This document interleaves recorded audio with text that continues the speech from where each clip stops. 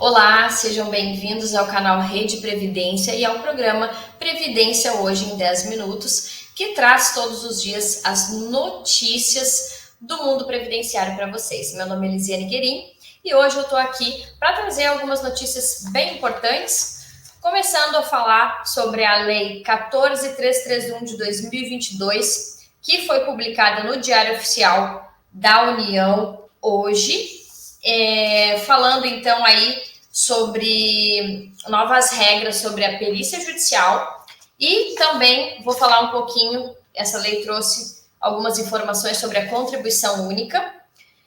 A segunda notícia que eu vou trazer para vocês hoje é: o OAB se reúne com o INSS e cobra soluções para os problemas do meu INSS. Essa notícia é então para advogados e segurados ficarem atentos, porque a gente tem tido muitas dificuldades, né, além da greve do INSS, ao acesso ao sistema do meu INSS. Então, vou trazer notícias sobre isso. E também, Senado aprova piso permanente de R$ 400 para o Auxílio Brasil e MP vai à sanção. Então, essas são as notícias que eu vou trazer para vocês. Se chamou a atenção, fica comigo até o final. E não esqueçam, né, sempre trago aqui no início aquele recadinho. Se você não conhece ainda a Rede Previdência, dá uma acompanhada aqui no canal, tem muito conteúdo. Se gostar desse vídeo, ao final, deixe o seu like e se inscreva no canal para você ser notificado de todo o conteúdo que tem por aqui e ficar sempre atualizado no mundo previdenciário. Bom, vamos começar então falando da Lei 14.331 de 2022, que eu havia comentado, e ela fala, eu vou falar um pouco aí sobre as perícias judiciais e também sobre a contribuição única.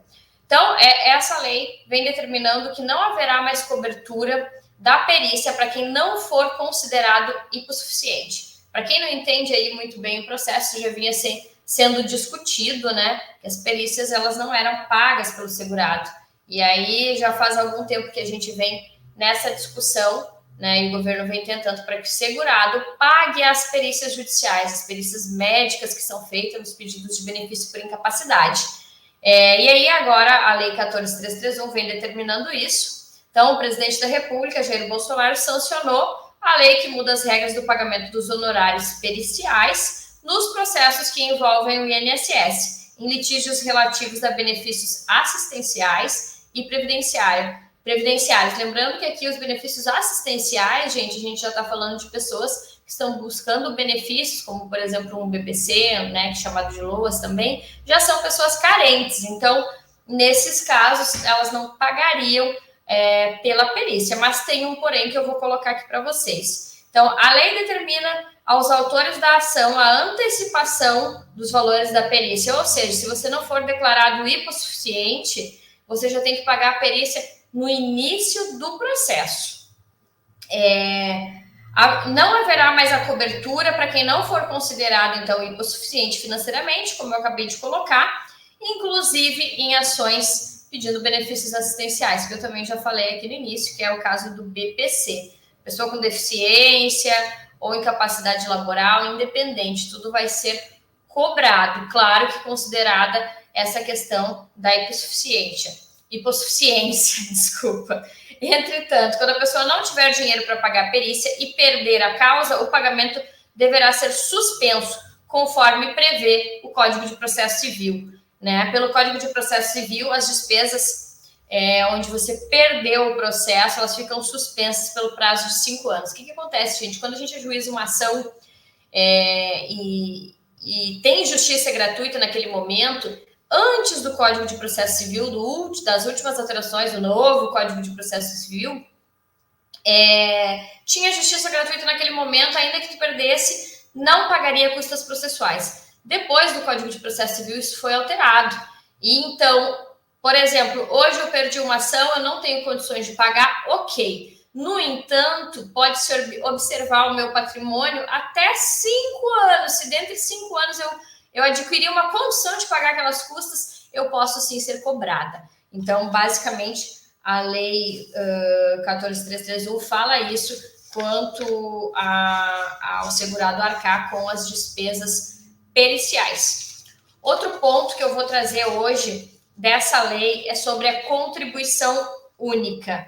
O que é isso, gente?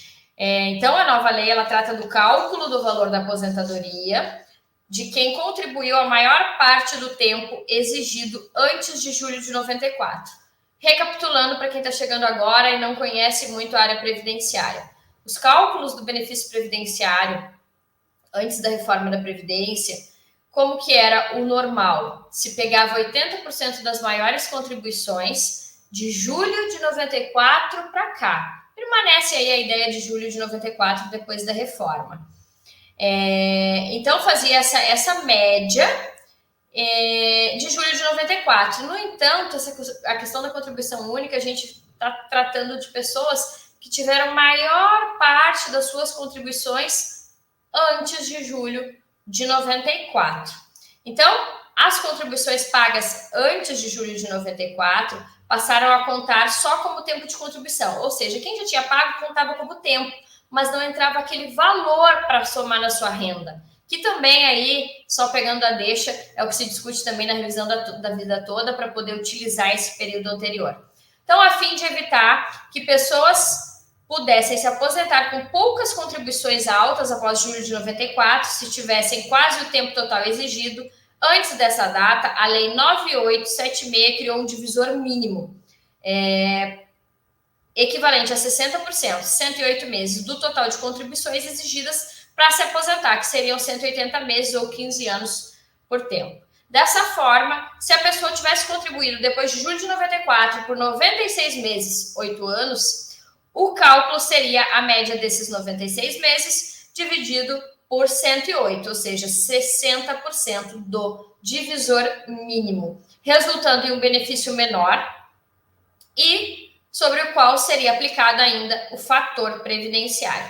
Ocorre, então, que a reforma da Previdência de 2019 extinguiu a média dos 80% e o divisor mínimo, abrindo uma brecha para que as pessoas com poucas contribuições depois de julho de 94 se aposentassem com valor acima da média de todas as contribuições e, a partir dessa data, regra imposta pela emenda constitucional. O que aconteceu? A nova norma reintroduziu a lei do divisor mínimo de 108 meses, exceto para aposentadoria por incapacidade permanente. Então, hoje a gente está numa semana conturbada aí, com muitas alterações e sanções, né, legislativas. Temos aí várias discussões sobre perícias, então fica com a gente que você vai estar sempre atualizado. Outra notícia que eu quero trazer é a OAB se reúne com o INSS e cobra soluções para os problemas do meu INSS. Quem é advogado, quem é da área, sabe que a gente, desde o dia 11 de abril, está enfrentando problemas com o site do meu INSS, com o aplicativo, diversas instabilidades.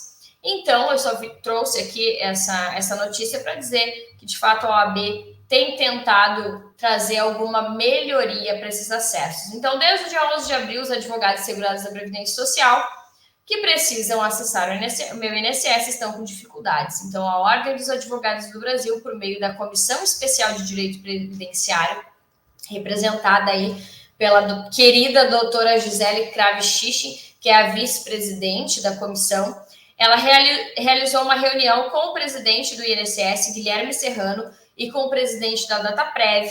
E durante a reunião, a OAB solicitou que o INSS tome providências para normalizar o acesso às ferramentas digitais como o meu INSS. O Conselho Federal da OAB já havia enviado um ofício ao Ministério da Previdência, ao INSS e à Dataprev, solicitando esclarecimentos e medidas para reestabelecimento do sistema. O que acontece, gente? Às vezes a gente tem uma exigência para cumprir. E aí se busca que seja resguardado, né, todos esses prazos que ainda de forma administrativa nós temos que cumprir, né? Então, segundo a OAB, o INSS está buscando normalizar o sistema e está trabalhando na elaboração de um ato que garanta a suspensão dos prazos desde o dia 11 de abril até o restabelecimento total do meu INSS, porque muita gente pode ter perdido o prazo do cumprimento de uma exigência que pode acarretar a negativa do benefício, enfim, isso pode gerar diversos prejuízos para os segurados. A OAB já está em cima aí, representada pela comissão, né? E estamos aguardando um retorno sobre essa dificuldade de acesso ao sistema do meu INSS.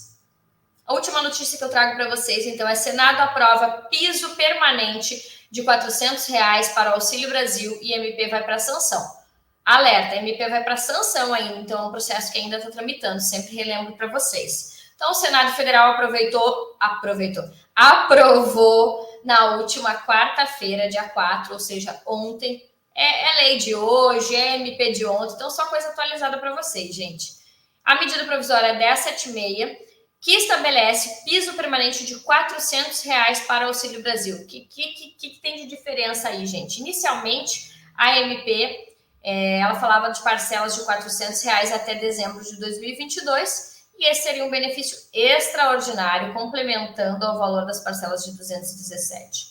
No entanto, após reuniões, o relator da proposta da Câmara dos Deputados editou o MP e definiu que vai ficar o valor fixo de R$ 400. Atualmente, o Auxílio Brasil já está sendo pago pelo valor e acabaria aí em dezembro de 2022, quando deveria ser reduzido para R$ 200. A estimativa é que o governo precise de cerca de 41 bilhões por ano para bancar o complemento do Auxílio Brasil. Atualmente são gastos aproximadamente 47,5 bilhões com esse benefício. Então, a medida provisória 1076 de 2021 segue para a sanção presidencial.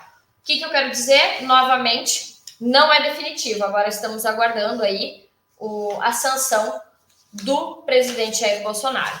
Por hoje é isso, gente. Não esqueçam, acompanhe aqui. Deixe seus comentários, deixe o seu like, deixe suas dúvidas. Canal do Instagram, @redeprevidência ou @Lisiane Guerin. Pode me mandar suas dúvidas lá também, que eu vou ter o maior prazer de respondê-las. Até semana que vem, um grande abraço.